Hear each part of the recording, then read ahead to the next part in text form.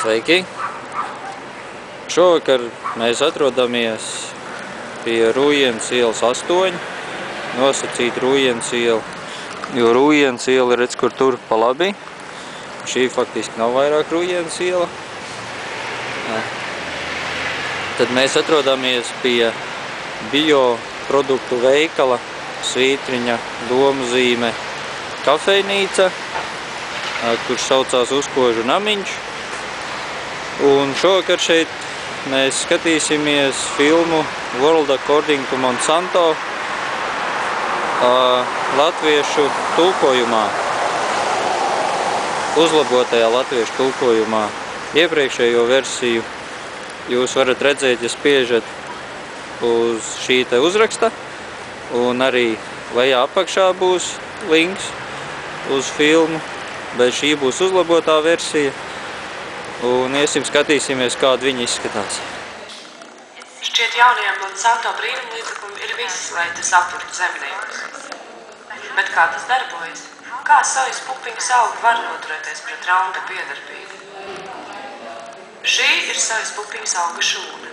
Šūnīgs kodols satur tās DNS, kurā ir iekudēta pupiņas ģenētiskā struktūra. Lai radītu savus ģēmo augus, Monsanto pārkāpj sugu robežas, lietojot Roundup izturīgu gēnu, kas iegūts no baktērijas. Šīs gēns tiek izvietots uz mikroskopiskām zelta daļiņām, kuras tiek iešaujas sojas šūniņās ar gēnu protokolu. Gēns iespiežas sojas DNS un izveido proteīnu, paturot augu izturīgu pret Roundup.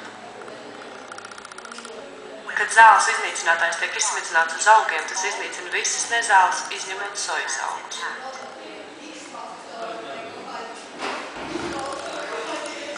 Jāatzīst, ka tas ir apbrīnojams tehnoloģijas panākums.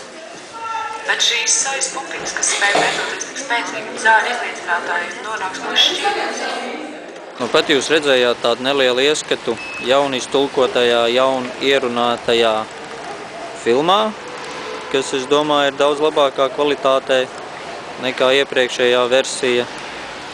Un, ja jums interesē šī tēma, ja jūs gribat uzzināt kaut ko vairāk, tad jūs varat nākt uz veikaliņu, kas atrodas Rūjienas ielā, bet ieeja ir no Pērnavas ielas.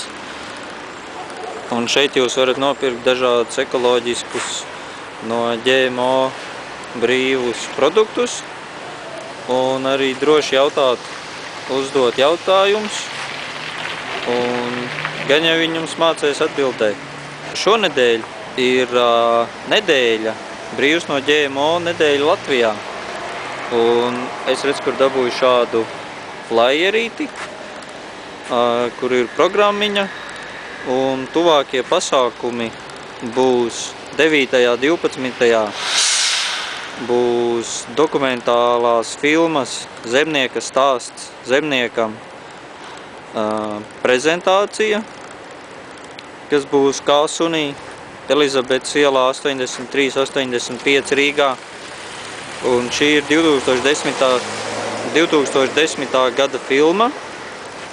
Un bija paredzēts arī, kad ieradīsies tās autors, Maikls Hārts, bet viņš tehnisku iemeslu dēļ ne, bet ģimenes apstākļu dēļ nevar ierasties, un taisīsim Skype'ā konferenci un cerēsim, ka varēsim sazināties ar viņu.